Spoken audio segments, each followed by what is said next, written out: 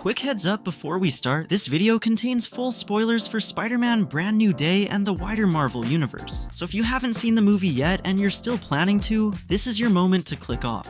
One tiny scene with 0 actors in it might be the biggest tease Marvel has dropped since the multiverse cracked open. Spider-Man Brand New Day ends, the credits roll, and instead of a cameo or a villain reveal, we get a phone screen. Ned's Spidey Tracker, the app regular New Yorkers use to log Spider-Man sightings, suddenly pings a brand new sighting with an unknown location. Then the map starts zooming out, past Queens, past the country, past the entire planet, past the moon, and somewhere out there in the black nothing of deep space, a little Spider-Man marker starts blinking. The screen glitches, the words Spider-Man will return fade in, and Marvel doesn't even tell us which movie he'll return in. That's it. No face, no reveal, no explanation, and that silence is exactly why the internet has been losing its mind ever since. Because depending on how you read that one blip, it's either a brand new Spider-Man arriving in the MCU, our Peter Parker leaving it, or the literal starting gun for the end of the entire Multiverse Saga. So today we're going through every serious theory about the Brand New Day post-credit scene, what actually backs each one up, and which one makes the most sense when you line up all the evidence. Miles Morales might be the one behind that blip, and the evidence goes way deeper than wishful thinking. The MCU has been quietly setting up Miles Morales since 2017 when Aaron Davis casually mentioned his nephew in Queens back in Homecoming. Comic readers know exactly who that nephew is. Now look at the post-credit scene again. The Spidey Tracker doesn't just find a signal, it glitches while doing it. And in the Spider-Verse movies, glitching means one very specific thing. It's what happens to a person stuck in the wrong dimension, their body fighting a universe it doesn't belong to. One TikTok theory that blew up went frame by frame through the scene and pointed out that the glitch colors even match Miles' classic red and black color scheme, which feels like a deliberate wink rather than a coincidence. Then there's that small moment in the movie itself where Peter locks eyes with a kid sitting on his dad's shoulders in the crowd. The shot holds just a beat too long for a random extra, but my favorite piece of evidence is hiding in plain sight. The Spidey Tracker itself is clearly inspired by the app from Insomniac's Spider-Man games, and that app was built in the Miles Morales game by Ganke Lee, the exact character Ned Leeds was partly based on. So the tool delivering this tease is itself a Miles Morales reference. The one thing holding this back is that Kevin Feige has said Marvel is waiting until Sony's animated Spider-Verse trilogy wraps up before touching Miles, which honestly makes the blip feel less like a debut and more like a promise. He's out there and he's getting closer. There's also a theory that flips the entire scene on its head, because what if nobody is arriving at all and that blip is the sound of 2 universes starting to touch? This one comes straight from Reddit and it's built on the 2015 Secret Wars comic. That story opens with an incursion, which is just a fancy word for 2 universes colliding, in that case the main Marvel universe and the Ultimate Universe. Reed Richards builds a ship to escape the collapse, a Spider-Man ends up on board, and the survivors crash land on Battleworld. Now translate that to the MCU Avengers. Doomsday is officially about heroes from 3 different universes on a collision course: the main MCU, the Fantastic Four's world, and the Fox X-Men's world. The Reddit theory says the marker in space is a Spider-Man riding aboard the Fantastic Four's ship as it crosses between universes, and that in the Fantastic Four's reality, the person under that mask could actually be Miles Morales. The reason Ned's app can suddenly see him, the collision has already begun and the walls between worlds are getting thin. I'll be honest about the weak spot here. The marker sits really far out in space for an incursion, way past the moon, but since nobody has ever shown us what an incursion looks like on a phone app, nobody can rule it out either. And if this reading is right, that quiet little post-credit scene is secretly the first frame of Secret Wars. By the way, if you enjoy breakdowns and theories like these, I'd really appreciate it if you could subscribe. It genuinely helps the channel. Anyways, now flip the scene around one more time because there's a darker reading. What if the marker isn't someone coming to Earth and it's actually Peter's own signal leaving it? In the comics, Battleworld is Doctor Doom's patchwork planet stitched together from the wreckage of dead universes, and heroes get pulled there whether they agree to it or not. With that in mind, one detail about Avengers: Doomsday starts looking very suspicious. Tom Holland's name is missing from the announced cast. Think about how strange that is. Marvel announces a giant multiverse event, reveals dozens of returning heroes, and the guy who just carried one of their biggest movies isn't on the list. Either that's a secret, or Peter Parker's story simply doesn't continue on Earth. Under this theory, the post-credit scene is Marvel quietly telling us that Spider-Man's next chapter happens somewhere else entirely, and that ominous Spider-Man will return card with no movie attached suddenly reads less like a promise and more like a missing person report. Brand New Day even seems to prepare for this, because Yelena Belova shows up in the film wiring Peter into the new Avengers right before everything collides. If Doom really is building his world world out of stolen pieces, a lonely Spider-Man that nobody on Earth remembers might be the easiest piece to steal. Then there's the option nobody has managed to kill yet. That blip in space might belong to a completely different Peter Parker. No Way Home already proved the variants are real. Tobey Maguire's and Andrew Garfield's Spider-Man exist, they went home, and the walls between their worlds have been paper thin ever since. So when a tracker built specifically to detect Spider-Man suddenly detects one that clearly isn't swinging through Queens, the simplest multiverse math says it found another Peter. And the fun part is what happened when Andrew Garfield got asked about this theory directly. He claimed it was the first time he'd ever heard of it, and then, completely unprompted, started listing Tobey and Miles Morales as possible candidates himself, which would be easier to believe if Garfield didn't have the single worst poker face in Hollywood. He spent months denying No Way Home while he was literally already filming it, so at this point, his denials are basically confirmations with extra steps. Add in the persistent rumors that all 3 live-action Spider-Men are wanted for Avengers, Secret Wars, and this theory writes itself. If Battleworld gets built, every broken reality gets rated for heroes, and there is no version of that story where Marvel leaves 2 beloved Spider-Men sitting on the shelf. And there's also a version of this mystery where the answer is a Spider-Man we have never met in live action at all. Once No Way Home confirmed that the multiverse is crawling with Spider-People, the candidate pool stopped being 3 familiar actors and became basically infinite. And when outlets started breaking down the Brand New Day post-credits scene, 2 more names entered the conversation alongside the obvious picks: Gwen Stacy's Ghost Spider and Miguel O'Hara, better known as Spider-Man 2099. Miguel is the really interesting one here. Thanks to Across the Spider-Verse, he went from deep-cut comic character to one of the most popular Spider-Men on the planet, and fans have been begging for a live-action version ever since. He also fits this specific tease better than almost anyone. Miguel isn't from Peter's world, and he isn't even from Peter's time, because he's a Spider-Man from a high-tech future. So a signal sitting impossibly far from Earth, somewhere no normal Spider-Man could ever be, matches a character who was never supposed to exist in this reality in the first place. Is there hard evidence in the scene itself? No, and I won't pretend otherwise. But Marvel has pulled this exact move before. Back in 2012, the very first Avengers movie ended on a nameless purple face smirking at the camera, and it took 6 years before that tease turned into Thanos wiping out half the universe. Marvel loves introducing its future long before it explains it. A blinking marker in deep space that nobody can identify, yet might just be the modern version of that smirk.